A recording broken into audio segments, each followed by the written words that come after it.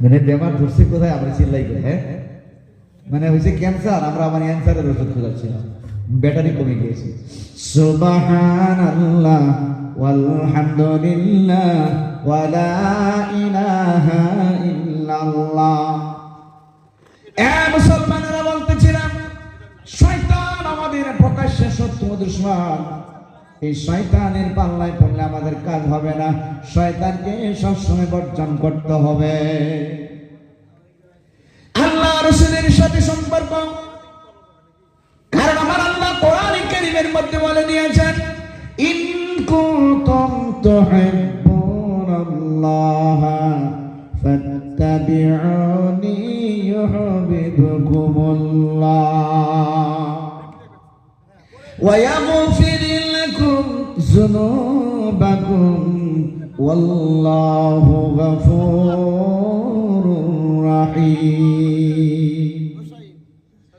कि मोहम्मद से वफा तूने तो हम तेरे हैं, ये जहां चीज ही क्या लोह कलम तेरे हैं। जुरे कौन सुभान अल्लाह।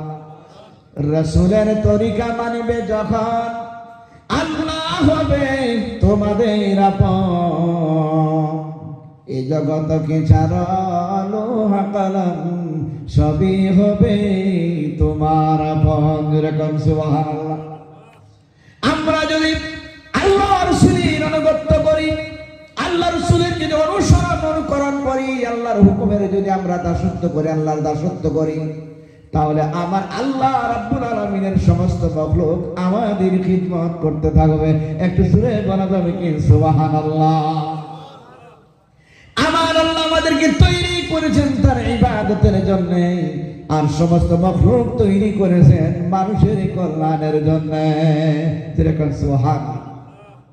আমার আল্লাহ বলে দিলেন ইন কুনতুম, আমার আল্লাহ বলছেন মা খালাকাতুল জিন্না ওয়াল ইনসা ইল্লা লিয়াবুদুন।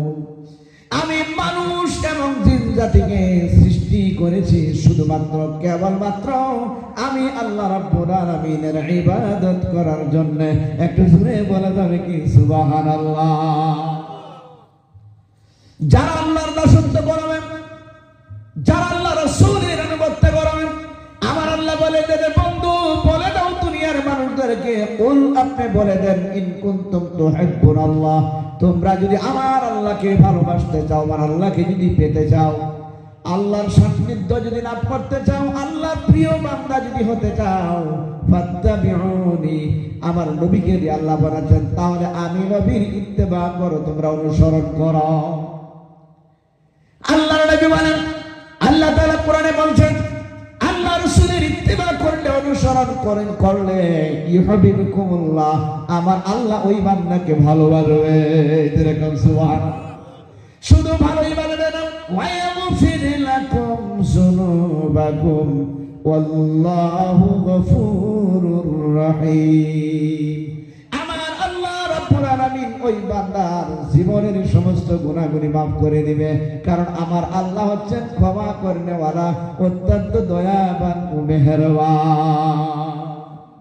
আল্লাহ দয়াবান। কিন্তু আমরা তো আল্লাহ রাসূলকে ভালোবাসি না, রাসূলের ভালোবাসা নাই, রাসূলের মহব্বত আমাদের অন্তরে নাই। পকেটের মধ্যে যদি আমাদের 200 টাকা থাকে, 2টা নোট, এবার যদি বলে মসজিদের জন্য 100 টাকা দেন, তাহলে যখন টাকা দেওয়ার পালা হয়, যে টাকাটা সেরা সেটা দিয়ে নাও, এই তো আমাদের অভ্যাস। কথা ঠিক কিনা বলেন? কচকচেটা রেখে দিই। অথচ আল্লাহর জন্য আপনার সমস্ত সবকিছু নিবেদিত থাকতে হবে, কারণ আল্লাহ তো মুমিনের জান এবং মালকে জান্নাতের বদলা খরিদ করে নিয়েছে। আমরা তো আল্লাহর কাছে বিক্রি হয়ে আছি। আন্না লাহুমুল জান্নাহ বলা হয়েছে কোরআনে। এ মুসলমানেরা, একটা হাদিস আপনাদের শোনাই। আল্লাহ রাসূলের মুহাব্বত যদি আমাদের অন্তরে, আমাদের কলবের মধ্যে থাকে রে মুসলমান, তাহলে এই দুনিয়ার মধ্যে অনেক রকমের পাপাচার থেকে বাঁচতে পারবো। আমার আল্লাহ আমাদেরকে অত্যন্ত ভালোবাসবে। কেমন ভালোবাসা? একটা হাদিস আপনারা সকলেই জানেন, মসজিদে নববীর মধ্যে ইসলামের প্রথম অবস্থায় 3টা সিঁড়িওয়ালা কোনো মিম্বার ছিল না। মিম্বার বোঝেন তো আপনারা? মিম্বার বোঝেন না? মসজিদে মেহরাবের মধ্যে যেটা থাকে, যেটার মধ্যে ইমাম সাহেব দাঁড়ায় বসে খুতবা দেয়, সেটাকে মিম্বার বলা হয়। 3টা সিঁড়িওয়ালা মিম্বার ছিল না। ছিল একটা খেজুরের গাছের শুকনা মোড়া, যেই মোড়াটার মধ্যে আমার নবীজি বসতেন, দাঁড়াতেন, খুতবা দিতেন। আবার নবীজির বসতেও কষ্ট হতো, দাঁড়াতেও কষ্ট হতো। আমার নবীজির এই কষ্ট দেখি হযরত আবু বকর, হযরত ওমর, হযরত উসমান আল গনি, হযরত আলী আল মুরতজা রাদিয়াল্লাহু তাআলা আনহুম আজমাইন চিন্তা করলেন, আমার নবীজির কষ্ট হয় না, না এমন কষ্ট আর আমরা সহ্য করতে পারবো না। 4 জনে মিলে 3টা সিঁড়িওয়ালা একটা মিম্বার তৈরি করে মসজিদে নববীর মধ্যে হাজির করে দিলেন। যেরকম না সুবহানাল্লাহ, 3টা সিঁড়িওয়ালা। আমার নবীজি জুমার দিনে মসজিদে নববীর মধ্যে আসলেন, এসে নতুন মিম্বারের মধ্যে বসে বললেন। আমার নবী বসলেন, বিলালকে ডাকলেন, বিলাল কোথায়? বিলাল দাঁড়িয়ে গেল, বলল বিলাল আজান দাও, বিলাল আজান দাও। বিলাল আজান দেবে রেডি হয়েছে। এমন সময় মসজিদে নববীর মেহরাব থেকে মানুষেরা শুনেছে, আপনারা শুনেছেন, গাভীর উটনি পেটের ব্যথায় যেমন হু হু করে কান্না করে মানুষের মতো করে, তেমন কান্নার আওয়াজ সেখান থেকে বের হচ্ছে। মসজিদে নববীর মেহরাব থেকে কান্নার আওয়াজ বের হচ্ছে, করুণ কান্নার আওয়াজ, এমন আওয়াজ। এই করুণ আওয়াজের চোটে আমার নবীজি স্বয়ং কান্না শুরু করেছে। আমার নবীজির চোখের পানি বেয়ে বেয়ে পড়ছে। আমার নবীজির কান্না দেখি সাহাবায়ে কেরাম কান্না শুরু করেছে। মসজিদে নববীর মধ্যে কান্না রোল পড়ে গেছে। আবার নবী কান্দে, সাহাবায়ে কেরাম খালি কান্দে। কিতাবের মধ্যে আসছে অনেক সময় অতিবাহিত হচ্ছে, ক্রমান্বয়ে খালি কান্নার আওয়াজ গভীর হচ্ছে, খালি তীব্র হচ্ছে। কিতাবের মধ্যে আসছে সাহাবায়ে কেরামগণ যে উটের উপরে সাওয়ার হয়ে নামাজে আসছিল, ওই উটগুলি পর্যন্ত কান্না শুরু করে দিয়েছে। উটগুলির চোখ দিয়ে ঝরঝর করে পানি পড়ছে। ছোট্ট ছোট্ট শিশু যেগুলি সাহাবী মহিলারা করে করে নিয়ে আসছিল, তারা পর্যন্ত মায়ের স্তনে মুখ লাগায় না। কেমন পরিস্থিতি শুরু হয়েছিল রে মুসলমান।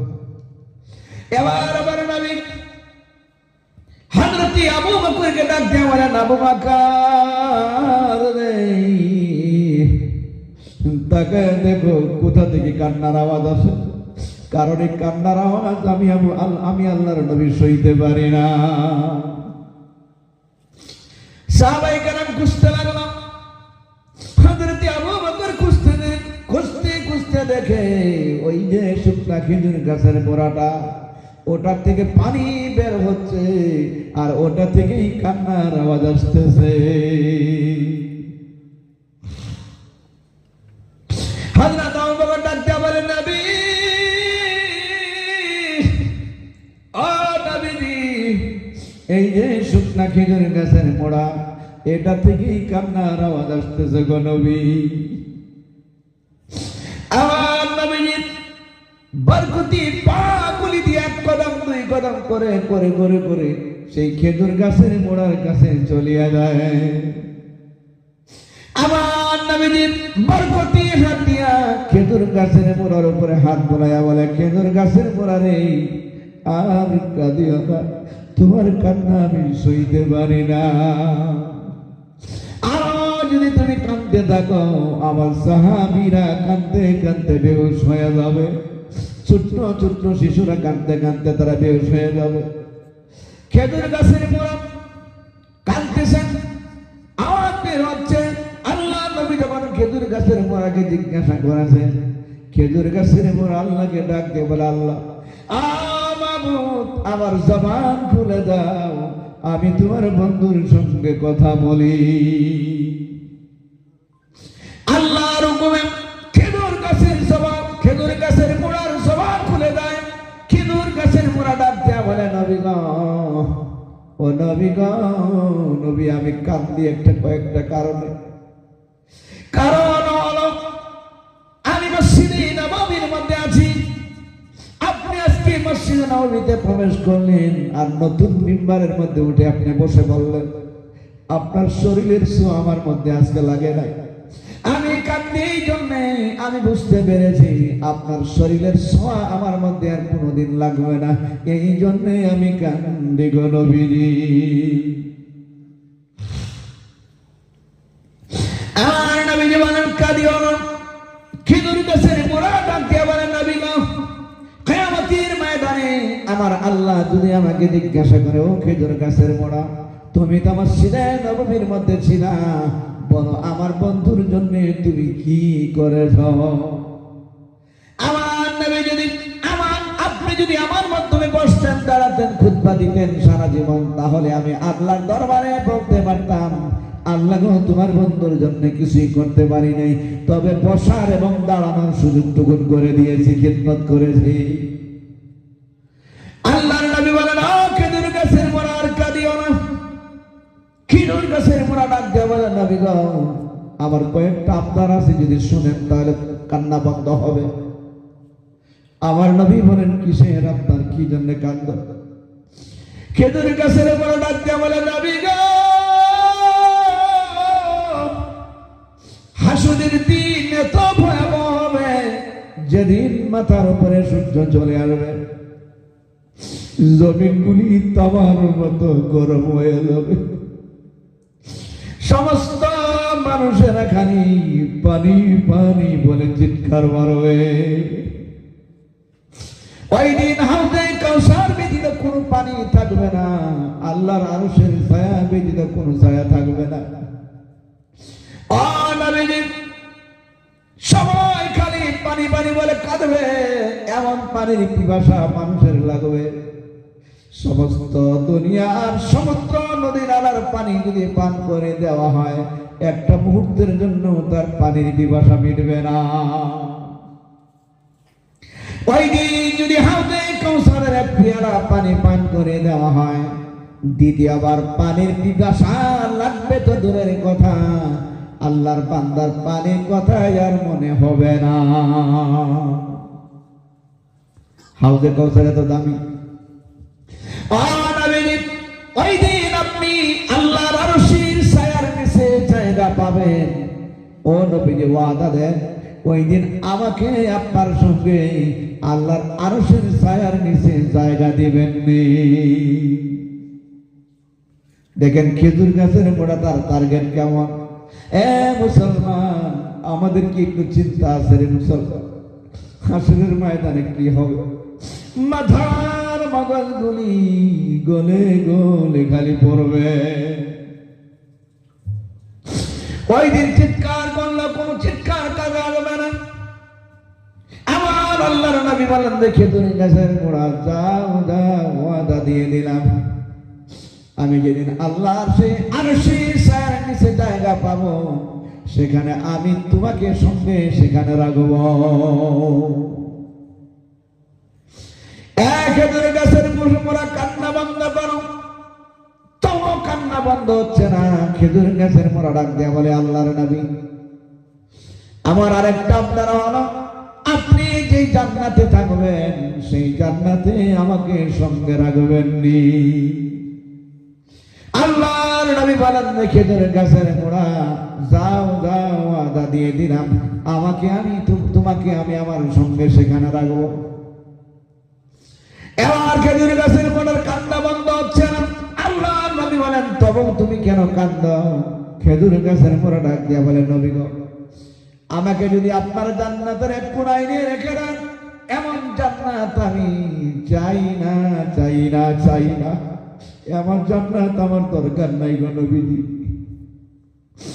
আমার আল্লাহর নবী চোখের পানি ঝরঝর করে পড়ছে। নবীজি কাঁদতে কাঁদতে নবীজির গলা ভেঙে যাচ্ছিল, এত কান্না করছিল আমার নবীজি। আমার নবী বলেন, তাহলে কি করবো বলো? খেজুর গাছের মোড়া বলেন, নবী গো, আপনি আপনার জান্নাত থেকে আপনার উম্মতের খবর নেওয়ার জন্য বের হবেন, আবার প্রবেশ করবেন। আর নবীজি বলেন, আমাকে আপনার জান্নাতের দরওয়াজার মধ্যে রাখবেন, আর আপনি যখন জান্নাত থেকে বের হবেন আমার মাধ্যমে হাত ধরে বের হবেন। আবার যখন জান্নাতে প্রবেশ করবেন আমার মাধ্যমে হাত ধরে প্রবেশ করবেন। আর নবীজি ওয়াদা দেন, এমনটা করবেন কিনা? যদি আপনি ওয়াদা দেন, যদি এটা করেন আমার কান্না বন্ধ হবে, আর না হলে কান্না শুরু করেছি কিয়ামত পর্যন্ত আমার কান্না চলতেই থাকবে। নারে তাকবীর! মুসলমান বলার উদ্দেশ্য একটা খেজুর গাছের গোড়া, হাসরের চিন্তা করে, কিয়ামতের ময়দানের চিন্তা করে, আল্লাহ রাসূলের ভালোবাসা পেয়ে আল্লাহ রাসূলের সঙ্গে জান্নাতে স্থান পেয়ে যাবে। আমরা কেমন মুসলমান হইলাম, আমরা কেমন রাসূলের উম্মত হইলাম, আমাদের অন্তরে রাসূলের কোনো প্রেম ভালোবাসা নাই, আমাদের চোখে পানি নাই। মুসলমানেরা, চোখের পানি যদি আপনার রাসূলের মহব্বতে না আসে, নবীজির জীবনের করুণ কাহিনী শুনে যদি না আসে, সাহাবায়ে কেরামদের জীবনের কথা শুনে যদি চোখে পানি না আসে, জাহান্নামের কথা শুনে যদি আপনার চোখে পানি না আসে, আপনি জেনে নেবেন আপনার ভিতরে ঈমান নাই। কথা বুঝেন কিনা বলেন? বলছিলাম আবু জেহেল জান্নাতে যাবে না জাহান্নামে? আরেকবার জোরে বলেন, জাহান্নাম। কেন যাবে জানেন? আমি হিসাব কিতাব করে দেখেছি, আবু জেহেলের ডিগ্রি আর আমাদের ডিগ্রি সমান সমান। আমাদের মতো মানুষকে যদি আল্লাহ জান্নাতে দেয়, তাহলে আবু জেহেলকে দেওয়া লাগবে। বলবেন, এটা আপনি কেমন কথা বললেন? প্রশ্ন করতে পারেন, কেমন কথা? কারণ হলো ঈমানের তিনটা বড় বড় শাখা রয়েছে, তার মধ্যে একটা হলো তাসদীক বিল জিনান, আল্লাহ এবং আল্লাহ রাসূলকে অন্তরে দ্বারা বিশ্বাস করা, কোরআন বিশ্বাস করা, হাদিস বিশ্বাস করা, কোরআন হাদিসে যা কিছু আছে সব বিশ্বাস করা। এটা হলো ঈমানের 1 নম্বর কোঠা। কথা বুঝতে পারেন না? এটা আমাদের মাধ্যমে আছে কিনা, বিশ্বাস করি কিনা বলেন? এটা আবু জেহেলের কাছে ছিল। আবু জেহেল বিশ্বাস করতো যে হ্যাঁ এটা সত্য, অন্তরে তার বিশ্বাস ছিল। আমার রাসূলের প্রশংসা আবু জেহেল করেছে। আমার নবীজি নবুয়তি পাওয়ার আগে, আমার নবীজি যখন খাদিজার সঙ্গে বিবাহ হয়ে গেল, আমার নবীজি লক্ষ কোটি কোটি টাকার মালিক হয়ে গেলেন, কারণ খাদিজা সব সম্পদগুলি আমার নবীজির নামে দান করে দিয়েছে, সব নবীজির। এবার আবু জেহেল নবীজির কাছে এসে বলো, ও আল্লাহ নবী, তোমাকে আমি ভালো মতে চিনি। আমার নবী বলেন, কেমন চিনেন? বলে, তোমার অনেকগুলি কারুকারবার আমরা সুযোগকে দেখেছি, আর অনেক কথাগুলি তোমার মায়ের কাছে শুনেছি। দেখছেন কারবার? প্রশংসা কে করছে? আবু জেহেল। তখন কিন্তু নবীজি নবুয়তি পায় না, নবুয়তির ঘোষণা হয়নি। এবার আমার নবী বলেন, কি দেখেছেন বলেন? আবু জেহেল ডাক দেয়া বলে, আমরা দেখেছি তোমার মা আমাদের কাছে বলেছে, তোমার মা যখন তোমাকে গর্ভে ধারণ করে বিছানার মধ্যে শুয়ে থাকতো, তোমার মায়ের কোনোদিনও পেটের ব্যথা হয় নাই। বলা যাবে না সুবহানাল্লাহ? আর তোমার মা তোমাকে গর্ভে ধারণ করে যখন কোন পাহাড়ের পাদদেশ দিয়ে গমন করত, জঙ্গলের হিংস্র প্রাণীগুলি তোমার মায়ের চতুর্পাশে জমা হইয়া যাইত, আর তোমার মা যখন হরিণগুলিকে বলতো, হরিণেরা রে তোমরা কেন আমার কাছে আসছ, আল্লাহর হুকুমে হরিণের জবান খুলে যাইত, হরিণেরা ডাক দিয়া বলতো, ও আমিনা, আজকে তোমাকে দেখার জন্য আমরা আসি নাই, তোমার গর্ভে এমন একজন সন্তান আছে যিনি ভবিষ্যতে মহামানব হবে তার সুঘ্রাণ তোমার শরীর থেকে বের হচ্ছে, আমরা সেই সুঘ্রাণ নেওয়ার জন্য আসছি। প্রশংসা করছে কে? বলে নাই প্রশংসা করছে কে?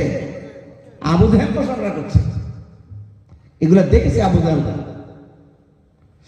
এবার বলে শুধু তাই নয়, আমরা দেখেছি তোমার মা যখন কোন রাস্তা দিয়ে গমন করত, রৌদ্র যখন শুরু হয়ে যেত, আকাশের মেঘমালা তোমার মায়ের উপরে ছায়া প্রদান করত। হযরত আমিনা বলেন, তবে আমার জীবনে সবথেকে বেশি আমার কান্না পেয়েছিল ওই দিন যেদিন আমি আমিনার কবরের পাশে গিয়ে দাঁড়িয়েছিলাম। অত্যন্ত কান্না পেয়েছিল আমার। তার কারণ হলো এই আমিনা দুনিয়ার কোন হেজিবিজি মহিলা নয়, ইনি হচ্ছেন বিশ্ব নবীর মা। কত বড় দামি বিশ্ব নবীর মা, কেমন মহিলা তিনি। হযরত আমিনা বলেন, আমি যখন মুহাম্মদকে গর্ভে ধারণ করে যখন আমি রাস্তা দিয়ে চলাফেরা করতাম, আমার পায়ের তলায় যদি কোনো মাটির দলা পড়তো কিংবা কোনো পাথর যদি পড়তো, সাথে সাথে ওই মাটির দলা বা ওই পাথর তুলায় পরিণত হয়ে যাইত। কেমন মা। হযরত আমিনা বলেন, মা যখন আমার গর্ভে ছিল, আমি যখন কুয়ার কাছে পানি আনতে যাইতাম, আমি কুয়ার কাছে গিয়ে দেখতে পেতাম কুয়ার পানি নিচে থেকে উঠে কুয়া বরাবর হয়ে যাইত, যাতে করে আমার পানি নিতে কোনো কষ্ট না হয়। নারে দিবে। কেমন মা, কেমন মা। হযরত আমিনা বলেন, আমি যখন কোন জঙ্গলের পাশ দিয়ে যাইতাম, হিংস্র প্রাণী বাঘ গুনি আসিয়া আমার সামনে দাঁড়াইয়া যাইত, আমি একটু ভয় পেয়ে পিছনের দিকে আসতে চাইতাম। এটা আবু জাহেল বলতেছে, প্রশংসা করছে। এবার আমিনা যখন পিছন দিকে আসতে চাইতো, সঙ্গে সঙ্গে হরিণের জবান খুলে যাইত, বাঘের জবান খুলে যাইত। বাঘ সিংহ ডাক দিয়ে বলতো, ও আমিনা, ভয় পেও না, দুনিয়ার কোন জিনিসের ক্ষমতা নেই তোমাকে ভক্ষণ করবে, কারণ তোমার শরীর থেকে এমন একজন মহামানবের সুঘ্রাণ আমরা পাচ্ছি, যে মহামানব আমার আল্লাহ রাব্বুল আলামিনের বন্ধু। একটু জোরে বলা যাবে কি সুবহানাল্লাহ। তিনি আছে তোমার গর্বে। আমরা সেই ব্যক্তির সুঘ্রাণ নিতে আসলাম, কারণ এমন হতে পারে ওই ব্যক্তিটা যেদিন দুনিয়ার মধ্যে জন্মগ্রহণ করবে, ওদিন হয়তো আমরা দুনিয়ায় থাকবো না। এই জন্য আমি রাখবো, আর দেরি করো না, তোমার কদম দুটোকে বাড়িয়ে দাও, পা দুটোকে বাড়িয়ে দাও, আমরা তোমার কদমে চুমা দিয়ে আমাদের জীবনটাকে ধন্য করি। কেমন আমিনা। আবু জাহেল প্রশংসা করছি।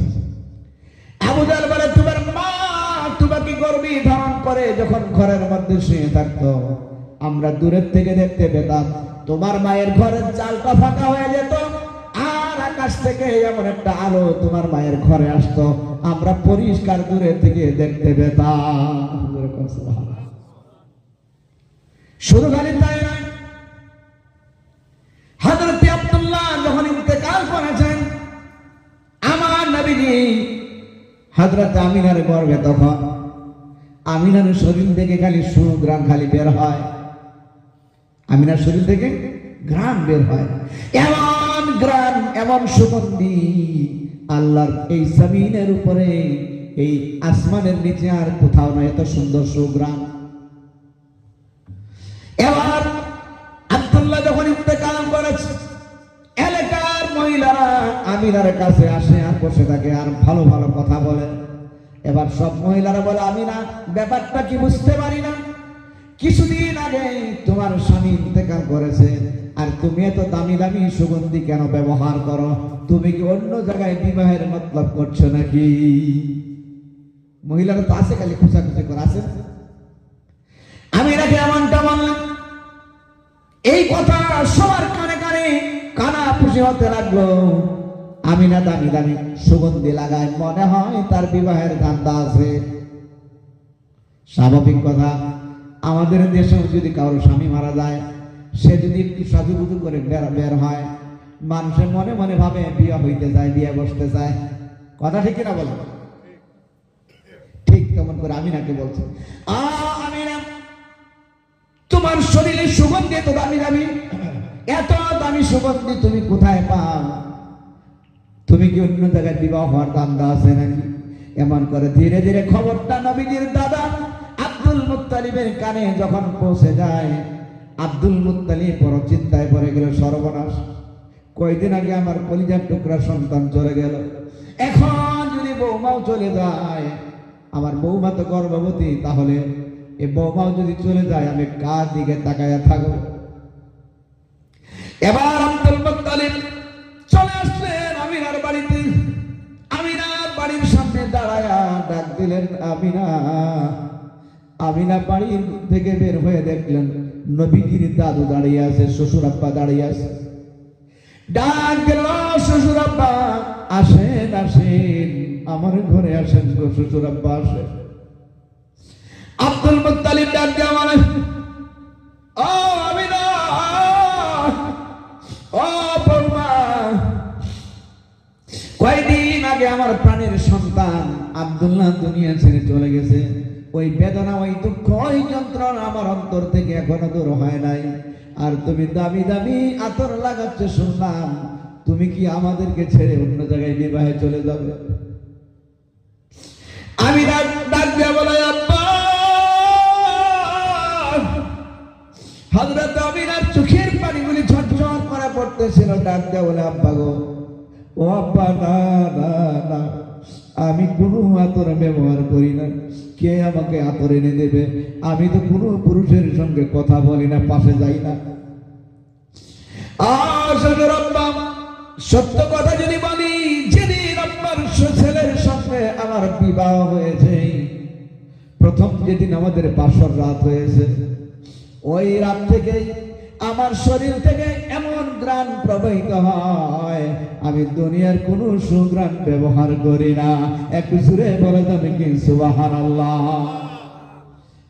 নবীজির সুঘ্রাণ আমিনার শরীরের মধ্যে থেকে বের হচ্ছে। তাহলে কেমন মা? এ মুসলমান, কথাটা বলার উদ্দেশ্য হলো, আমিনা দুনিয়ার কোন হেজি বেজি মানুষ নয়, আমার বিশ্ব নবীর মা আমিনা। এবার আবু জাহেল বলেন, ও মুহাম্মদ, আমি তোমাকে ভালো মতে চিনি, কারণ তুমি যখন জন্মগ্রহণ করেছ, আমরা তোমার জন্মের আনন্দে রাত্রির বেলায়, পূর্ণিমা রাত, রাত্রের বেলায় তোমাকে দেখতে গেলাম, সবাই আমরা দলবদ্ধ ভাবে আনন্দে। যখন তোমার মা তোমাকে ঘর থেকে রাত্রের বেলায় বের করে দিল, আমরা তাকায়া দেখি চাঁদের আলো তোমার সামনে ফেল। আর জোরে কান সুবহানাল্লাহ। দুনিয়ার পূর্ণিমার চাঁদের আলোর চেয়ে তোমার শরীরের আলো, তোমার মুখের আলোটা আরো বেশি ফুটতেছিল। আর তুমি যখন হাত পা নাড়াচাড়া করতেছিলে, এই বিশাল আকাশের চাঁদ তোমার হাত পা নাড়াচাড়ার সঙ্গে এখানে চাঁদ যেন তোমার সঙ্গে নাচানাচি করতেছিল। কথা বুঝতে পারো না? কেমন নবী আমার! আবু জাহেল প্রশংসা করছে, তাহলে আবু জাহেল জান্নাতে যাবে? তার অন্তরে বিশ্বাস না থাকলে কি এমনি প্রশংসা করে? আমার বন্ধুগণ, কেমন বিশ্বাস? গভীর বিশ্বাস।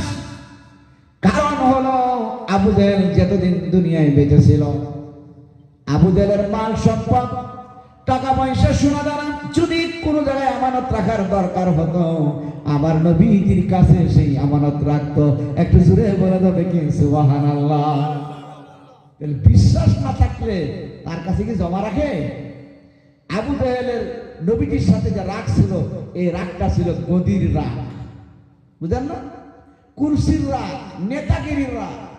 অন্তর দিয়ে জানে যে মুহাম্মদ সত্য। জোরে বলেন সুবহানাল্লাহ।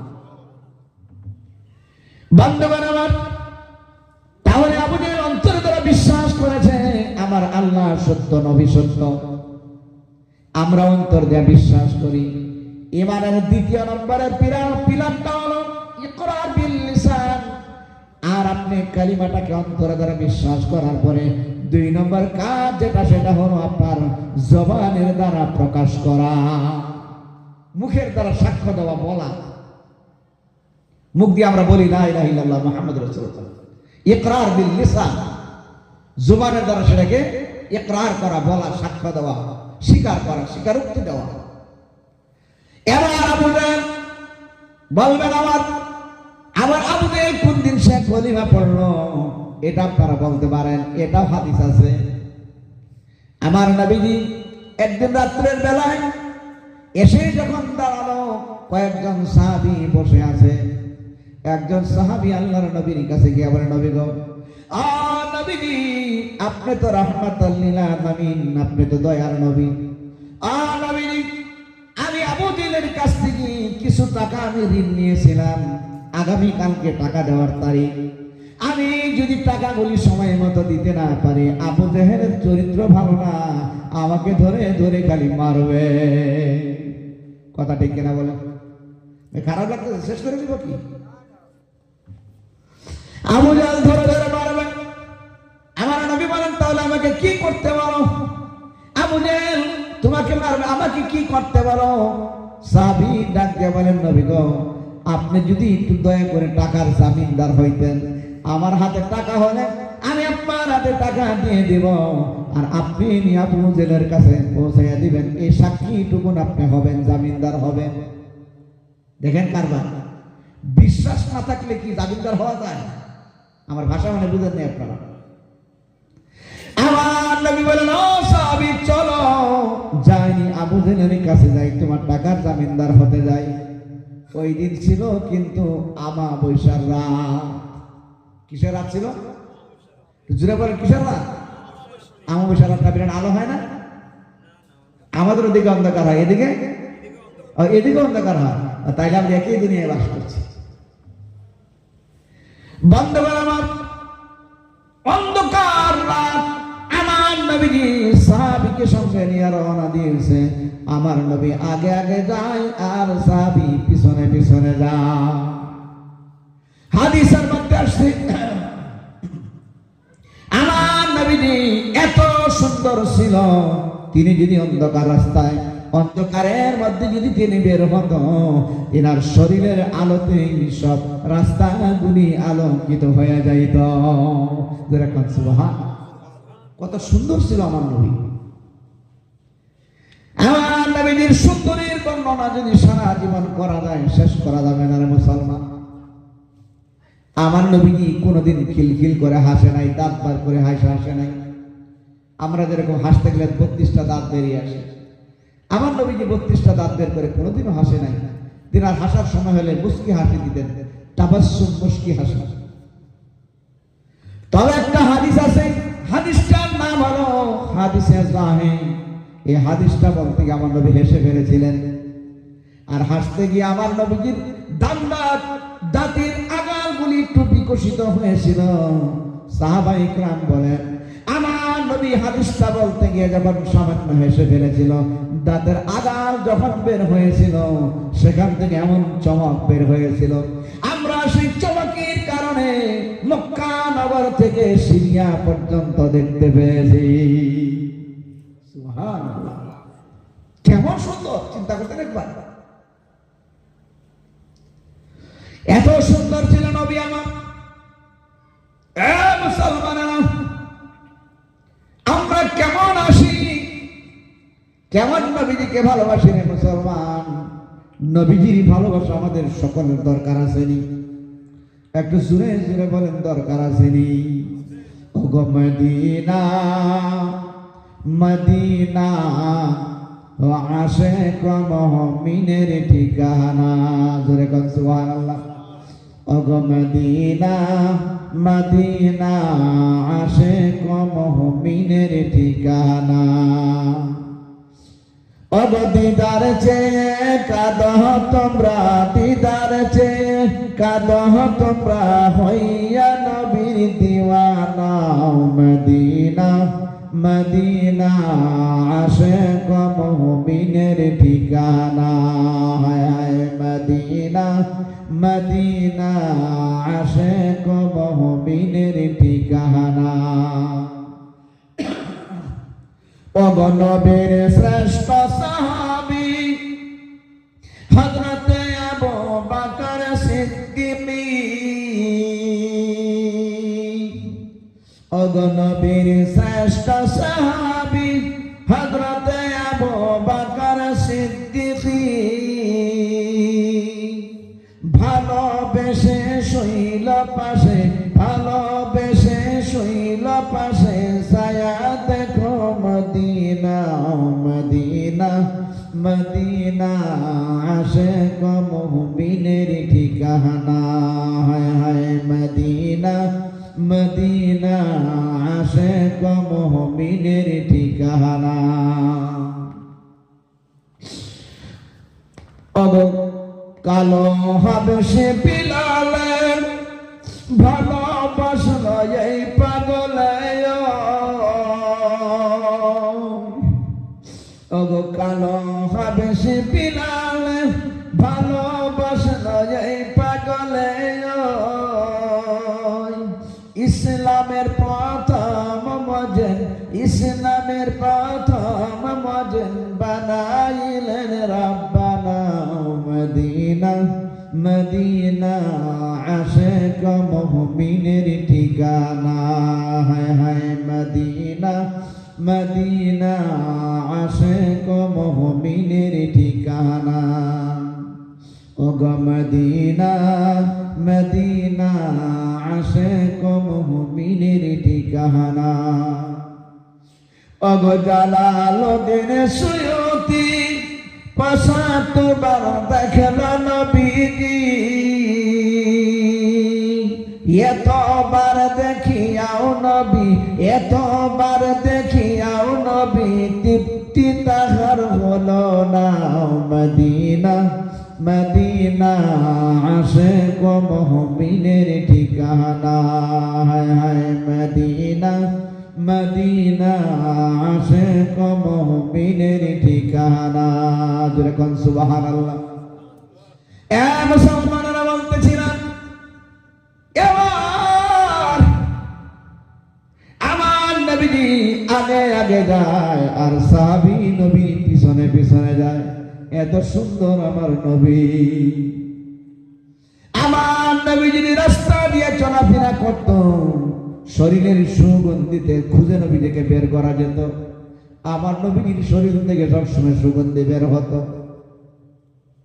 এত সুন্দর সুগন্ধি।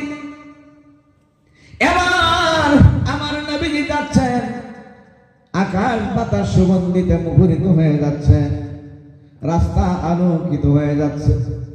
এবার এক কদম দুই কদম করে করে যখন আবু জেহেলের বাড়িতে পৌঁছে গেল, আবু জেহেলের বাড়ির সামনে যখন তিনি দাঁড়ালেন, এইদিকে আবু জেহেলের স্ত্রীর ঘুম ভেঙে যায়। আবু জেহেলের স্ত্রী ঘুম থেকে উঠে মনে মনে ভাবলেন, নিশ্চয় আমার বাড়িতে আখিরি জামানার পয়গাম্বর আসছে, নাইলে তো এত সুন্দর সুগ্রাণ হওয়ার কথা না। এবার ঘর থেকে বেরিয়ে আবু জেহেলের স্ত্রী বাড়ির সামনে যখন গেলেন, গিয়া দেখলেন পূর্ণিমার চাঁদের মতো বিশ্ব নবী দাঁড়ায় আছে। এত সুন্দর নবী আমার। আবু জেহেল স্ত্রী আমার নবীর চেহারার দিকে তাকাইয়া কান্না শুরু করে দিয়েছে। কান্দে আর বলে, ভাতিজা মুহাম্মদ, তোমার মা নাই, তোমার বাবা নাই, তোমার মা দুনিয়ায় নাই, তোমার বাবা দুনিয়ায় নাই। ও ভাতিজা, আবু জেহেল তোমার নাম শুনলে সইতে পারে না। আমার নবী বলেন, চাচিমা, মায়ের কথা মনে করে আমার অন্তরে ব্যথা লাগতেছে গো। আমার মা নাই, আমার বাবা নাই। জন্ম হয়া শিশু নবী বাবা দেখে না, 6 বছরের কালে নবী আম্মাকে হারায়।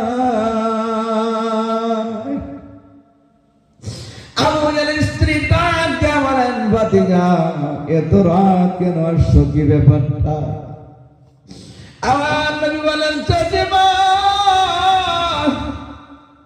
আমার মা নাই, আমার বাবা নাই। আবু জাহেলের স্ত্রী খালি কাঁদে, চোখের পানি ফেলে ফেলে কাঁদে আর বলে, ভাতিজা আর কাঁদিও না, আর কাঁদিও না রে ভাতিজা, তোমার কান্না আমি সইতে পারি না। হাদিসের মধ্যে আসবে, আমার নবী ডাকতে বলেন, চাচিমা আমি আজকে কোন ধর্মের আলোচনা নিয়ে আমি আসি নাই, আমি চাচার সঙ্গে ভিন্ন কথা বলতে আসছি, একটু দয়া করে আমার চাচাকে ডাক দেন, দুইটা কথা বলে যাই। আবু জাহেলের স্ত্রী ডাক দেয়া বলে, ভাতিজা রে, আবু জাহেল বদমাশি করে অনেক নাফরমানি করে সবে মাত্র এসে ঘুমিয়েছে, আর আমি যদি এখন ডাক দেই ঘুমের মধ্যে এসে আছি, ঘুম থেকে সজাগ হয়ে যদি তোমাকে মারে, তোমাকে পিটায়, কিয়ামতের দিন আমার আল্লাহ যদি বলেন, ও আবু জাহেলের স্ত্রী, আবু জাহেল ঘুমিয়েছিল আর তুই ডেকে তাকে সজাগ করেছিলি, তোর ডাকে সজাগ হইয়া আমার বন্ধু মোহাম্মদকে আবু জাহেল পিটাই করেছে, আজকে তোর কোনো ছাড় হবে না, তোর কোনো নিস্তার নাই। আপনার সব কথা আমি মানতে রাজি, আবু জাহেলকে ডাক দিয়ে সজাগ করতে হবে এটা আমি মানতে পারি না। আমার নবী করুণ সুরে ডাক দিলেন, চাচা, ও চাচা। আমার নবী যখন কোন সুরে ডাক দিলেন, আওয়াজটা আবু জাহেলের কর্ণে পৌঁছে যায়। আবু জাহেলের ঘুম ভেঙে যায়।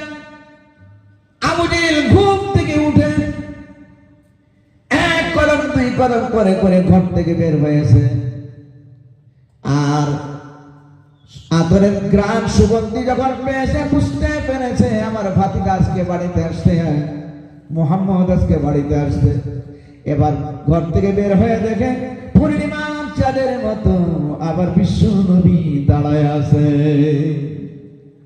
আবু জাহেল আমার নবীজির চেহারার দিকে তাকায়া মুস্কি মুস্কি খালি হাসে।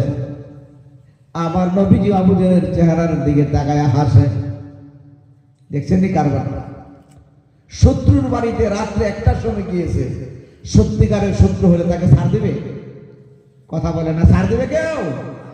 ওখানে তো কেউ নাই, খালি পরিস্থিতি ছাড়া কি যে আরামে মারতে পারত, কিন্তু তা না করে মুখের দিকে তাকে হাসলে। আমার নবী বলেন, ও চাচা, আপনার ঘুমে মনে হয় ডিস্টার্ব দিলাম। আবু জাহেল ডাক দিয়া বলেন, না না, ঘুমে কোনো ডিস্টার্ব দেন নাই। ও ভাতিজা, এত রাত্রে আরামের ঘুম হারাম করে তুমি আসছো কষ্ট করে। ভাতিজা, কেন এত কষ্ট করে আসলা ভাতিজা, বলো। আমার নবী বলেন, চাচা, আমি কোন ধর্মের কথা বলতে আসি নাই গো চাচা। এই যে আমার সঙ্গে একজন সাথী আসছে, এই ব্যক্তির আপনার কাছ থেকে টাকা ঋণ নিয়েছিল, আগামী কালকে টাকা দেওয়ার তারিখ, যদি টাইম মতো টাকা দিতে না পারে অসুবিধা হতে পারে আপনার, এই জন্য আমি ওই টাকার জামিনদার হতে আসলাম। দয়া করে এই টাকা আমার সাথীর হাতে যখন টাকা হবে, আমার হাতে টাকাটা পৌঁছাইয়া দিবে, আর আমি নিজে হাতে আপনার কাছে টাকা পৌঁছাইয়া দেব। এই টাকার জামিনদার হতে আমি আসছি। এবার আবু জাহেল ডাকতে বলে, ভাতিজা, এত রাত তুমি আরামের ঘুম হারাম করে কষ্ট করে তুমি আসছো, এরে ভাতিজা, যাও যাও, এই টাকা আমাকে আর কোনোদিনও ফেরত দিতে হবে না, আমি এই টাকা জীবনের তোরে মাফ করে দিলাম। সুবহানাল্লাহ বলবেন না? টাকা মাফ করে দিলেন, ক্ষমা করে দিলেন। এবার আমার নবীজি চলে আসতেছেন, আবু জাহেল তার ঘরের দিকে প্রবেশ করছে। এমন সময় আবু জাহেলের স্ত্রী যখন টের পেয়েছিল আবু জাহেল ঘুম থেকে উঠে বের হচ্ছে, তখন আবু জাহেলের স্ত্রীর শরীরের কাপড় তার কোমরে মজবুত করে বেঁধে নিয়েছিল। উদ্দেশ্য ছিল, আজকে যদি আমার আমার চোখের সামনে বিশ্ব নবীকে যদি আবু জেহেল মারে, আবার জান দিয়ে দিব, কিন্তু নবীকে মারতে দেব না। এটা টার্গেট। এবার আবু জেহেল যখন ঘরে প্রবেশ করছে, আবু জেহেলের স্ত্রী পিছন থেকে গিয়া আবু জেহেলের কোমরের মধ্যে এমন করে হামজা করে ধরে ডাক দিয়া বলেন, ও আবু জেহেল, লাত মানাত উসার কসম দিয়া বলি, সত্য কথা যদি না বলেন আর কোনদিন আপনার সঙ্গে কথা বলবো না। আবু জেহেল ডাক দিয়া বলে, কি সত্য কথা? আবু জেহেলের স্ত্রী বলে, সত্য কথা হলো যেই মুহাম্মদের নাম শুনে আপনার গায়ে আগুন জ্বলে যায়, ওই মুহাম্মদ রাত্রের বেলায় আসলো, আপনার ঘুম ভেঙে দিল, আপনার কাছে একটা আবদার করলো, আপনি হাসি মুখে আবদারটা গ্রহণ করলেন, আবার হাসি মুখে ভাতিজাকে বিদায় দিয়ে দিলেন। কারণটা কি বলে বলেন? এবার আবু জেহেল ডাক দিয়ে বলে, বিবি, ও আমার প্রাণের স্ত্রী, সত্য কথা যদি বলি রে, এই মুহাম্মদ কুরাইশ বংশে জন্মগ্রহণ করার কারণে কুরাইশ বংশের গৌরব। যে না রাখা এমন সত্যবাদী ব্যক্তি পূর্বেও কোনোদিন আসে নাই, আর কোনোদিনও আসবে না। ইনি দুনিয়ার কোন হেদিবেদি ব্যক্তি নয়, ইনি আখেরি জামানার পয়গম্বর নবী মুহাম্মদুর রাসূলুল্লাহ সাল্লাল্লাহু আলাইহি ওয়াসাল্লাম। একটু জোরে বলা যাবে কি সুবহানাল্লাহ? কলিমার পর প্রকাশ পায় নাই আবু জেহেলের মুখ দিয়ে? আমার কথা বুঝতে পারেন? আবু জেহেলের মুখ দিয়ে কলিমা প্রকাশ হলো কিনা বলো? আরে বাঙালি কথা বলে, প্রকাশ হলো কিনা? এমন তো আমরাও প্রকাশ করি। আবু জেহেল যেমন আল্লাহকে বিশ্বাস করে, নবীকে বিশ্বাস করে, আমরাও বিশ্বাস করি। আবু জেহেল মুখ দিয়ে প্রকাশ করেছে, আমরাও প্রকাশ করি। কিন্তু আবু জেহেল জান্নাতে যাবে না। কেন যাবে না? আবু জেহেল আল্লাহর হুকুম আর নবীর তরিকা মেনে চলে নাই। তাহলে আমরাও যদি আল্লাহর হুকুম আর নবীর তরিকা মানি না, যেমন যেমন শয়তানি বদমাশিতে চলছি, তেমন তো শয়তানও এইভাবে যে আমরা চলছি, তাহলে আবু জেহেলের ডিগ্রি আর আমাদের ডিগ্রি বরাবর। তাহলে আমরা যে টাইপের মানুষ, আমাদেরকে যদি আল্লাহ জান্নাতে দেয়, তাহলে আবু জেহেলকে দেওয়া লাগবে। কথা ঠিক কিনা বলেন? আমি কথাটা বোঝাতে চাই। সুতরাং আমরা কি আবু জেহেল মার্কা হতে চাই, না আবু বকর মার্কা হতে চাই? নারে তাকবীর! বন্ধুগণ, আমার সময় স্বল্প, লোকজন যদি বিশাল আকারে না হয়, আমি অল্প স্বল্প লোকের সামনে বক্তা করা লোক নই। আপনারা জানেন কোরআনে কারীমের সূরা তেলাওয়াত করেছি, তাফসীরের দিকে যাইনি। তো যাই হোক, দুটো কথা বলতে চাইছিলাম শেষের দিকে, আর লম্বা করবো না। সামান্য দুটো কথা বলে আমি আপনাদের কাছ থেকে বিদায় নেব। আমরা সকলে কোরআন হাদিস মেনে চলবো ইনশাআল্লাহ। বলতে চেয়েছিলাম, শয়তান, আমরা শয়তানের ইত্তেবা করছি, আমরা ইসলামের ইত্তেবা ছেড়ে দিয়ে শয়তানের ইত্তেবা করছি। অ্যাকচুয়ালি দল হলো দুইটা, একটা হলো আল্লাহর দল, একটা হলো শয়তানের দল। কথা বলেন ঠিক কিনা বলেন? একটা হলো সিরাতাল মুস্তাকিমের দল, একটা হলো সিরাতুল শয়তানের দল। দল মোটামুটি দুইটা। সিরাতুল মুস্তাকিমের দলের সিঁড়ি হলো জান্নাতের সাথে, আর সিরাতুল শয়তানের সিঁড়ি হলো জাহান্নামের সাথে। এবার আমরা কি একটু চিন্তা করি। এক জায়গায় গিয়েছিলাম জালসা করতে, লোকেরা বলতে, হুজুর শয়তান সম্বন্ধে বয়ান করেন। আমি বললাম, আজকে যদি শয়তান দেখিয়ে দিই আপনারা দেখবেন না? হ্যাঁ হ্যাঁ, আমরা অবশ্যই দেখব। তখন আমি শয়তান দেখাতে লাগলাম। লাস্টে বললাম, শয়তান দেখেছেন? হুজুর আর অন্যদিকে দেখার দরকার নেই, আমাকে দেখলেই কাফি। কথা বলেন না? আর এমনি যদি কাউকে বলে, ওই শয়তান, বলুন তো আমার মুখে দাঁত রাখবে, সব দাঁত ফেলে দিয়ে বলে, আপনি হ্যাঁ আমাকে শয়তান বললি? একটু চিন্তা করেন। এখানে দুটো কথা বলে শেষ করব। বর্তমান আমার বলতেছিলাম, শয়তান এত ইবাদত করেছে, আল্লাহ রাব্বুল আলামিনের অনেক আবিদ ছিল। এই মখলুকটা অনেক চিন্তাকারী ছিল, যার কারণে তার টাইটেল ছিল মুআল্লিমুল মালায়েকা, ফেরেশতাদের সর্দার ছিল শয়তান। এত ইবাদত করেছে, এত নামাজ বন্দেগী, এত তাসবিহ তাহলিল, এত কিছু করেছে। কিন্তু শয়তান যখন আল্লাহর হুকুম অমান্য করার কারণে যখন আমার আল্লাহ তাকে শয়তান বানিয়ে দিল, এবার শয়তান ডাক দিয়ে বলে, আল্লাহ তোমার ইবাদত করলে যে বদলা দাও, এটা সত্যি কিনা? আমার আল্লাহ বলে হ্যাঁ, আমার ইবাদত যারা করে আমি তার প্রতিদান দেই। শয়তান বলে আল্লাহ আমিও তো তোমার ইবাদত করেছি, আমার প্রতিদান দাও। আমার আল্লাহ বলে কি চাইস তুই? শয়তান ডাক দিয়ে বলে আল্লাহ আমাকে তুমি কিয়ামত পর্যন্ত হায়াত দাও। আমার আল্লাহ বলে যা তোকে হায়াত দিলাম। এবার শয়তান বলে আল্লাহ আমি যেন তোমার বান্দাদের রং রেশায় রেশায় আমি যেন ঘুরতে পারি, পলকের মধ্যে যেন সারা দুনিয়া ঘুরতে পারি। যা দিলাম। আল্লাহ আমাকে যেন দুনিয়ার কোন মানুষে দেখতে না পায়, আমাকে যেন দেখতে না পায়, যা সেটাও দিলাম। কারণ শয়তান যদি কেউ দেখে ফেলে, কারো বাড়িতে এসে স্বামী স্ত্রী কেসাল লাগায়, ভাই ভাই কেসাল লাগায়, যখন শয়তান কেসালটা লাগাইতে আসে তখন মানুষ ভাই ভাইকে আটকানোর আগে তো শয়তানকে আটকাবে, ঠিক কিনা বলো? এর জন্যই তো বাড়ির কেসালটা শুরু হচ্ছে। এই জন্য শয়তান আগেই আল্লাহকে বলছে আল্লাহ আমি তোমার বান্দাদের মধ্যে কেসাল লাগাবো যখন, আমাকে যেন কেউ দেখতে পায় না, নাইলে তো আমার অবস্থা খারাপ করে দেবে। কথা ঠিক কিনা বলে? শয়তান যদি দেখা যায় তো একে কোন দিনই মানুষ মেরে শেষ করে দেবে, তাতে মানুষ একবারে মাসুম হয়ে যেত সব। এই জন্য শয়তান আল্লাহর কাছে বলে আল্লাহ আমাকে যেন কেউ দেখতে পারে, যা দিলাম। এবার শয়তান ডাকতে বলে আল্লাহ তোমার দলের চেয়ে আমার দল বেশি ভারী করব। আবার আল্লাহ বলে না না এটা সম্ভব নয়, পারবি না। কয় না গো আল্লাহ আমি পারবো। তোমার বান্দার জন্য যখন আমি শয়তান হইলাম, তাহলে তোমার বান্দাদেরকে আমি জান্নাতে যাইতে দেব না। কার কথা? জুড়ে বলে না কার কথা? শয়তানের কথা। শয়তান ওয়াদা করছে আল্লাহর সাথে। আমার আল্লাহ বলেন না না তোর সম্ভব নয়, কোনোদিন পারবি না, কারণ তুই সারা জীবন তারে গুনাহ করাইবি। আর আমার বান্দা যখন আমার কাছে তওবা করে চোখের পানি ফেলে দিবে, আমি সঙ্গে সঙ্গে তার জীবনের গুনাহ মাফ করে দিব। কয় আল্লাহ যে তুই করাও, যে তুই করো না তুমি মাফ করো না, তবু আমার দল ভারী হবে। আমাকে খালি কয়টা জিনিস দাও, কারণ আমি তো বিরোধী দল, আমার দল চলতে গেলে আমাদের জিনিসের দরকার।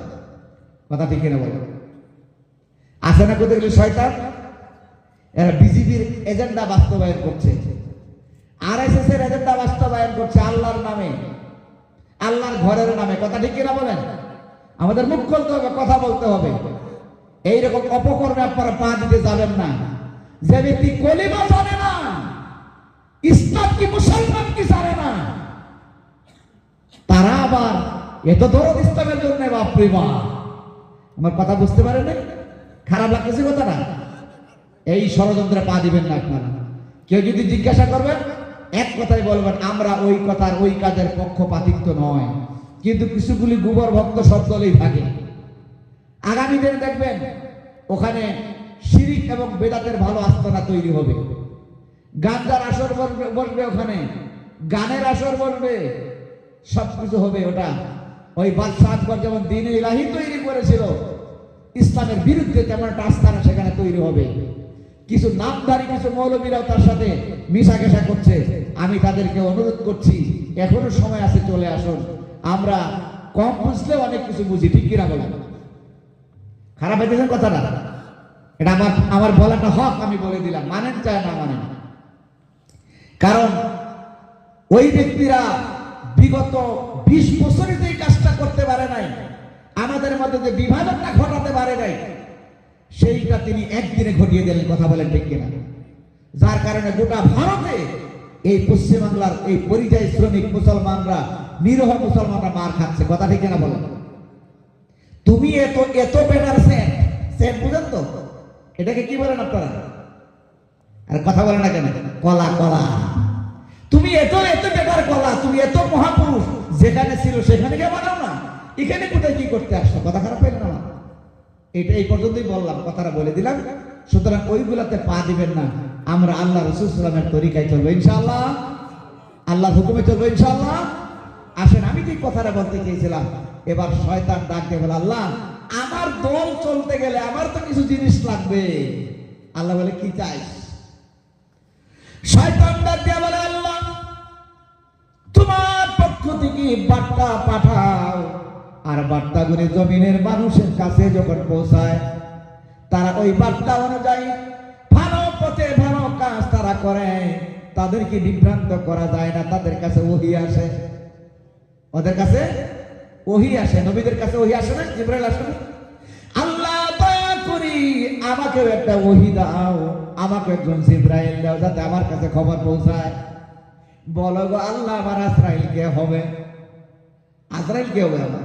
কি বলে আমার? জিবরাইল। জিবরাইল মানে বার্তাবাহক কে হবে? আল্লাহর পক্ষ থেকে জবাব হলো, রে শয়তান, তোর বার্তাবাহক হলো দুনিয়ার গণক, দুনিয়ার জ্যোতিষী, দুনিয়ার কবিরাজ যারা, এরা হলো তোর জিবরাইল। কথা বুঝতে পারলে? শয়তান ডাকতে বলে, আল্লাহ, আমার জিবরাইল আমার কাছে বড় পছন্দ হয়েছে, কারণ তোমার বান্দার কিছু একটা হইলে আমার জিবরাইলের কাছে দৌড়াবে। দৌড়ায় না? কিছু একটা হতে ডাক্তারের কাছে যাওয়ার আগে আগে কবিরাজের কাছে দৌড়ায়। আর কবিরাজও কিছু আঁকা আঁকি করে বলে, তোমার পিছনে তোমাকে লোকেরা জাদু করেছে, মন্ত্র করেছে, এই করেছে, সেই করেছে, এই সেই করে একটা আমার আপনাকে একটা বিভ্রান্তি জালে ফেলে দেয় না? আর শয়তান ভূত প্রেতাত্মা, জিন ভূত প্রেতাত্মার মাধ্যমে যারা দুনিয়াতে কোনো কাজ করে, এরাই হলো শয়তানি জিবরাইল। বলেন কথা ঠিক কিনা? এবার শয়তান ডাকে বলে, আল্লাহ, ও মাবুদ, দুনিয়ার মধ্যে তোমার বান্দারা কোরআনের তিলাওয়াত করে, তারা তোমার কিতাব পড়ে, অনেক সওয়াব তারা পায়। এবার বলো, আমারও তো একটা কিতাবের দরকার, আমারও তো আমার অনুসারীরা পড়বে, আমার কিতাবের দরকার। ও আল্লাহ, দয়া করে বলো আমার কিতাবের নাম কি হবে? আমার কিতাবের নামটা কি আল্লাহ বলো? আমার আল্লাহ বলে দিলেন, শয়তান, তোর কিতাবের নাম হলো মিথ্যা কথা। শয়তানের কিতাবের নাম কি? বাঙালি কথা বলেন, শয়তানের কিতাবের নাম কি? তাহলে এখানে যারা রয়েছেন কেউ মনে হয় শয়তানের কিতাব পড়েন না। শয়তানের কিতাব পড়ে এখানে কেউ? এখানে কথা বলুন, কেউ পড়ে? হ্যাঁ হ্যাঁ, সবাই, কেউ বাকি নেই। শয়তান ডাকে বলে, আল্লাহ, তোমার কিতাবের উপরে মাকড়সা জাল বানাবে, ধুলাবাল উপরে থাকবে, কেউ হাত দিবে না, আর আমার কিতাব 24 ঘন্টায় খালি পড়বে। ঠিক কিনা বলে? শয়তানের কিতাব যারা পড়ে তারা কি? আরে বলে না কেন? শয়তানের কিতাব যারা পড়ে তারাও শয়তান। কথা ঠিক কিনা বলেন? শয়তানের কিতাব যারা পড়ে তারাও শয়তান। শয়তান ছাড়া শয়তানের কিতাব পড়তে পারে না। কারণ আমার আল্লাহর নবী বলেছেন, আল কিসফুল মাসি, মিথ্যা কথা হলো গুনাহের মা। মিথ্যা কথা থেকে গুনাহ তৈরি হয়, গুনাহ জন্ম হয়। মিথ্যা কথা হলো শয়তানের কিতাব। আমরা ঘুমে থেকে শয়তানের কিতাব দিয়ে স্টার্ট দেই দিনটাকে। বলবেন কেমন করে? পাশের আপনার একজন ব্যক্তির কাছ থেকে আপনি টাকা ঋণ নিয়েছেন, টাকা আপনি ঋণ নিলেন ঠিকই, এবার সকালবেলা মনে মনে ভাবলেন অনেকদিন হয় লোকটাকে বাড়ি থেকে পাই না, আজকে সকাল সকালে ফোন করি, যদি বাড়ি থাকে টাকাটা আনতে যাব। এবার ফোন করে, হ্যালো ভাইজান, আপনি কোথায়? আমি তো বাড়িতে নাই, শ্বশুর বাড়ি চলে আসছি, অথচ বাড়িতে ঘুমাচ্ছে। কথা ঠিক না বলেন? কারণ জানেই যখন যদি বলি বাড়িতে টাকা নিতে আসবে। এই শয়তানের কিতাব দিয়ে তার জীবন, তার দিন ওপেনিং। এবার চিন্তা করেন আমরা কোথায় আছি, কি করছি আমরা? আল্লাহর কোরআনের তিলাওয়াত নাই, শয়তানের কিতাবের তিলাওয়াত সব সময় আমরা করছি। এই কারণে আমার আল্লাহ বলেন, আমার রহমত বরকতগুলি তোদের কাছ থেকে তুলে নেব। তার দুই একটা উদাহরণ, মুসলমানেরা, এমন একটা সময় ছিল আমরা যদি দুধ দিয়া ভাত খাইতাম, সারাদিন হাতের মধ্যে দুধের গ্রান লেগে থাকতো কিনা বলেন? এর কথা বলে না কেন? সারাদিন হাতের মধ্যে দুধের গ্রান লেগে থাকতো। আর বর্তমানে দুধের মধ্যে ডুব দিলে দুধের গ্রান আর পাওয়া যায় না। আছে? জবাব না দিলে কথা হবে না। আছে? এই যে ভাই, আপনারা ভুগদানের চাল ছিলেন, ভুগদানের চাল কি বলেন ওটাকে? হ্যাঁ, ভুগ চাউল বলেন তো? হ্যাঁ, যেটা খুব সেন্ট। আগে আমরা ছোট্টবেলায় দেখেছি এই ভুগ চাউলের ধান যখন জমিনে বপন করার জন্য ফেলে দেওয়া হতো, বিছন ফেলা হতো, পাশ দিয়ে গেলে নাকের মধ্যে সেন্ট লাগতো, মনে হতো এই তো ভুগ ধানের ধান, এটা মনে হয়। কথা ঠিক কিনা বলেন? আর বর্তমানে ভুগ ধানের চাউল রান্না করে যখন বান্দা খেতে বসে, তবে কোনো গ্রান নাকে লাগে না। কথা ঠিক কিনা বলেন? কোথায় আজকে জিনিস তৈরি করায়? এ মুসলমানেরা, যেটাকে মাটি কালাই বলে, ঠাকুরি কালাই বলে, আপনাদের ভাষায় জানি কি বলে সেটা জানি না। মাসকালাই আমাদের সাথে মিলে গেল ভাষা। এই মাসকালাই যখন বাড়িতে রান্না হতো কয়েকবারই পর্যন্ত সুগ্রাম বের হতো, ঠিক কিনা বলে? আর বর্তমানে যেই বাড়িতে রান্না করে সেই বাড়ির মানুষই টের পায় না কি রান্না হচ্ছে। কোথায় গেল বরকত, কোথায় গেল রহমত, কোথায় গেল সুগন্ধি? কারণ মুসলমান আল্লাহর কোরআন পড়ে না, শয়তানের কিতাব নিয়ে ব্যস্ত হয়েছে। কথা ঠিক কিনা বলেন? কথাগুলো একটু মিলাবে, বাদ দিয়ে দেবেন, একটু চালাবো।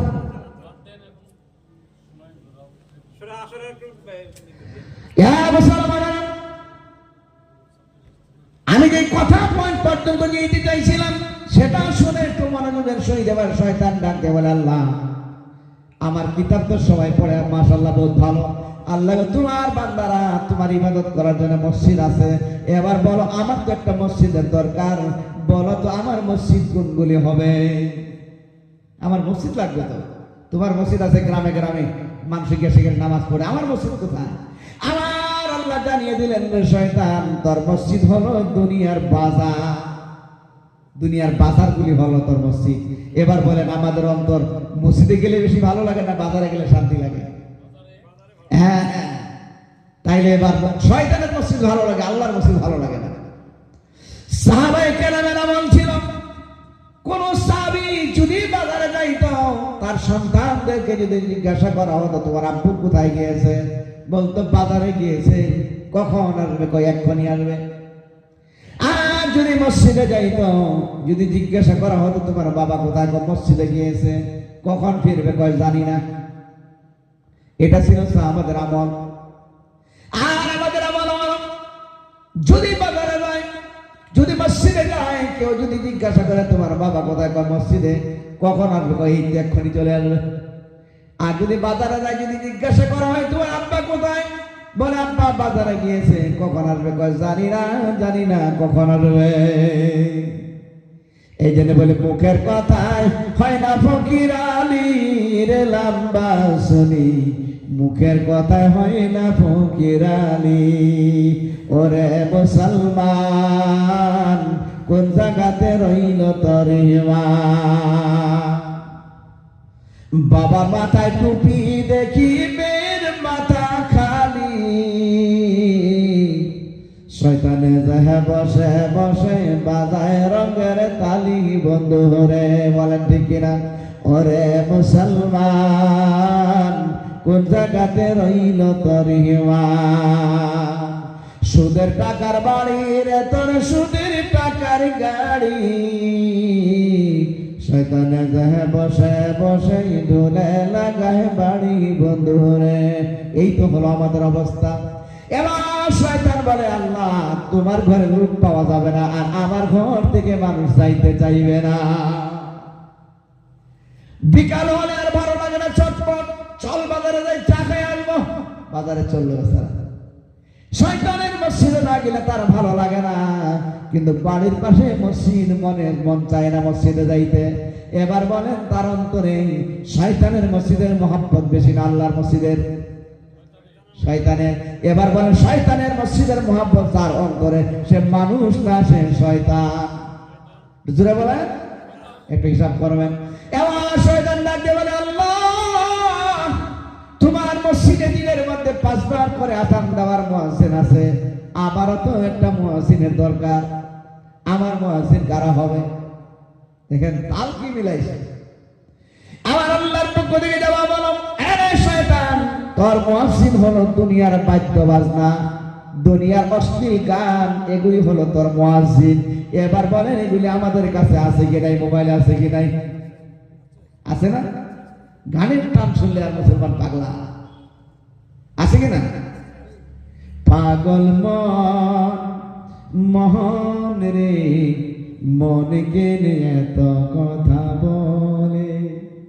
এই যে গান শুরু হলো, 80 তোলাই শের হইলে 40 রে মন, মনে মনে এক মন হইলে মিলবে না ইউজন।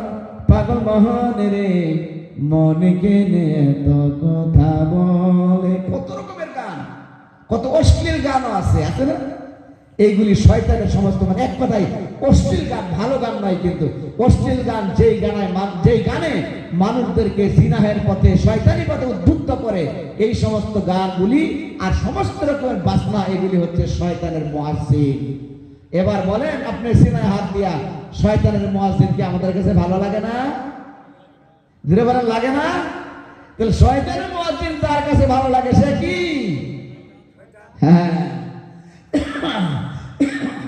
হ্যাঁ, মুসলমানের সংক্ষিপ্ত আকারে বলছি। এবার শয়তান বলে, আল্লাহ মুয়াজ্জিনটা বড় পছন্দ হয়েছে, তোমার বান্দার পকেটে পকেটে আমার মুয়াজ্জিনের আযান থাকবে, মসজিদের আযানে তোমার বান্দার ঘুম ভাঙবে না, কিন্তু আমার মুয়াজ্জিনের আযান তার কাছে থাকবে, আযান শুনতে শুনতে সে ঘুমাবে। অনেকে তো হেডফোন লাগায় আর গান শুনতে শুনতে ঘুমায়, আছে কিনা বলে? চিন্তা করেন কি মহব্বত শয়তানের সাথে। এবার শয়তান বলে, আল্লাহ বড় পছন্দ হয়েছে, এবার বলো আল্লাহ আমার খাবার দাবার কি হবে? এই যে আসল কথায় আসছে। শয়তান যখন বলো আল্লাহ আমার খাবার দাবার কি হবে, আমার আল্লাহর পক্ষ থেকে জবাব হলো, শয়তান তোর খাবার দাবার হবে দুনিয়ার ওই খাবার যেটা বিসমিল্লাহ বলেও খাওয়া যায় না, আর ওই খাবার যেটা বিনা বিসমিল্লাহ খাওয়া হয়, এই রকমের খাবারগুলি হলো তোর খাবার। এবার বিনা বিসমিল্লাহ যেটা, শয়তান ডাকতে বলে, আল্লাহ তোমার বান্দা মাথা ঘাম পায়ে ফেলে ইনকাম করবে, হালাল ইনকাম করবে, আর খাবার সময় আমি তার অন্তরে গিয়ে ওয়াসওয়াসা দিয়া তোমার নামটা ভুলাইয়া দেব, তোমার নাম বিন খাবে, হারাম খাবে। কথা বুঝতে পারেন না? আপনি হালাল ইনকাম করলেন, হালাল খাবার, কিন্তু বিনা বিসমিল্লাহ খেলেন, মানে শয়তানের খাবার খেলেন। আর শয়তানের খাবার ওই খাবার যেটাতে বিসমিল্লাহ বলেও খাওয়া যায় না, সেটাও শয়তানের খাবার। এবার বলেন, সুদের টাকা বিসমিল্লাহ বলে খাওয়া যায়নি। এখানে আওয়াজ একবার আসতে নাই, ব্যাপারটা কি? এখানে আওয়াজটা জুড়ে হওয়া লাগতো, আওয়াজটা তো ধীরে, ব্যাপারটা কি? না চলে গ্রামে নাকি? আল্লাহ আল্লাহ। এবার সুদের টাকা, আমার নবী বলেছেন যে সুদ খায় এবং যে সুদ দেয় দুইজনই জাহান্নামী, এবং সুদের যারা সাক্ষী হয়, সুদের যারা লেখালেখি করে, এই চার প্রকারের মানুষ জাহান্নামে যাবে। সুদ দেনেওয়ালা, সুদ দেনেওয়ালা, সুদের সাক্ষী, সুদের কাগজ লেখালেখি করনেওয়ালা, এই চার শ্রেণীর মানুষ জাহান্নামে যাবে। রাশি ওয়াল মুরতাশি কিলাহুমা ফিন্নার। কথা বুঝতে পেরেছেন? তাহলে সমাজে যদি এই শয়তানি কাজটা থেকে থাকে, পায়ে ধরে বলছে আল্লাহর রাস্তা ছেড়ে দেবেন। এবার বলেন, হিরোইন যদি হয়, ড্রাগস যদি হয়, মদের বোতল যদি হয়, বিসমিল্লাহ বলে খাওয়া যাবে নি? আরে বাঙালি কথা বলে খাওয়া যাবে? জোরে বলে খাওয়া যাবে? শুকরের মাংস বিসমিল্লাহ বলে খাওয়া যাবে? খাওয়া যাবে না। তাহলে এই সমস্ত খানাগুলি কার খানা? জোরে বলে কার খাবার? এই এলাকার লোকেরা, আমার সম্মানিত ভাইয়েরা, আমার মায়েরা, আমার বাবাজিরা, অনুরোধ করছি, সুদ, ঘুষ এবং এই যে হিরোইন, ড্রাগস, এগুলি আল্লাহু আকবার, সমাজ ধ্বংস হয়ে যাবে, এগুলি দ্বারা সমাজ শেষ হয়ে যাবে। আমরা মুর্শিদাবাদকে নিয়ে তো অনেক আশা ভরসা আমাদের অন্তরে থাকে, যে মুর্শিদাবাদ অনেক বড় জেলা, মুসলমান আছে অনেক, আমরা আপনাদেরকে নিয়ে গৌরব করি। আর আপনারা যদি নেশা, হিরোইন, গাঁজা, মদ এগুলোতে ডুবে যান, তাহলে আমরা কাকে নিয়ে আশা করব? আমার ভাষা বুঝতে পারেন না? আল্লাহ। আর মুর্শিদাবাদে অনেক মাদ্রাসা, অনেক আলিম ওলামা, সুতরাং অনুরোধ করছি, এই রকমের হারাম খাবেন না। হারাম খাবারগুলি শয়তানের খাবার। হাইরে কি সুদ খায়, সুদ দেওয়ার কাটিং কত তাল, বাপরে বাপ।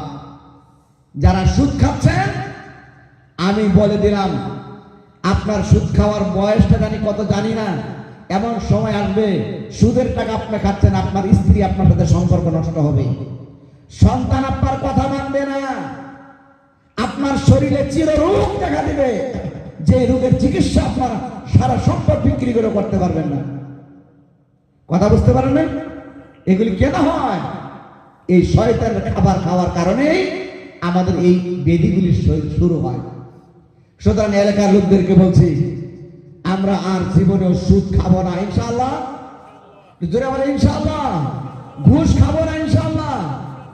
হিরোইন খাবো না, ড্রাগস খাবো না, মদ খাবো না, জুয়া খেলবো না। নারায়ে তাকবীর। অনুরোধ করছি সকলকে, এইগুলি ব্যাপারে অনেক কথা, এক কথাই বললাম, শয়তানের খাবার। এবার শয়তানের খাবার খেলে সে জান্নাতে যাবে না জাহান্নামে যাবে? এটা কি লম্বা বয়ান লাগে? এগুলি বোঝানোর জন্য কি বহুত লম্বা বয়ানের দরকার? সামান্য কথাতেই বোঝা যাচ্ছে যারা শয়তানের খাবার খাবে তারা অবশ্যই জাহান্নামে যাবে। সুতরাং এই সমস্ত রিজসুম মিনা আমালিশ শয়তান, এগুলি সমস্ত শয়তানের আমল, শয়তানের কাজ, শয়তানের খাবার, এগুলি যদি আমরা খাই তাহলে অবশ্যই জাহান্নাম ভুগতে হবে। আমরা এগুলি খাবো না ইনশাআল্লাহ। এবার শয়তান বলে, আল্লাহ আমার খাবার দাবার খুব ভালো দিয়েছো, তোমার বান্দারা আমার খাবার নিয়েই পাগলা হয়ে যাবে। আল্লাহ বলে, আমার যে খাঁটি বান্দা হবে তোর খাবার কোনোদিনও খাবে না। বলেন ঠিক কিনা? এবার শয়তান ডাকতে বলে, আল্লাহ আমার খাবার দাবার পছন্দ হয়েছে, এবার বলো আমার ঘর কোথায় হবে, কোথায় থাকবো? আমারও তো বাড়ির দরকার আছে, আমার ঘরের দরকার আছে। আছে না শয়তানের ঘর লাগবে না থাকার জন্য? আল্লাহ পক্ষ থেকে জবাব হলো, রে শয়তান তোর ঘর হলো দুনিয়ার ল্যাট্রিন বাথরুম, তোর ঘর। শয়তানের ঘর কোনগুলি? কথা বলেন, শয়তানের ঘরের নাম কি? Latrine bathroom. ল্যাট্রিন বাথরুম গুলি হচ্ছে শয়তানের ঘর। কথা বুঝতে পেরেছেন? সুতরাং এই শয়তানের ঘর, শয়তান শুনে, আল্লাহ বিরাট সুন্দর কথা, আমার ঘর আমি আর জঙ্গলে রাখবো না, তোমার বান্দার ঘরের ভিতরে ঢুকাবো। এখন মুসলমানেরা দেখবেন ছোট্ট একটা ঘর যদি পাকা বানাইলো ল্যাট্রিন ঘরের ভিতরে, আছে কিনা বলেন? এই যে ল্যাট্রিন আপনার ঘরের ভিতরে বানাইলেন, দরজা আপনার ঘরের ভিতরে সেটিং করলেন, ল্যাট্রিনের দরজা। এবার বলেন এই পায়খানার মধ্যে কুইন্টেলকে কুইন্টেল যদি আপনি আতর ঢালেন, পায়খানার গন্ধ কোনোদিন আতর হবে? আরে কথা, আতর হবে কোনোদিন? হবে না। যেত দামি মেডিসিন মারেন, দরজাটা খুলে দিবেন তো ভাগ করে সমস্ত গন্ধ আপনার ঘরের ভিতরে প্রবেশ করছে। আর শয়তান কত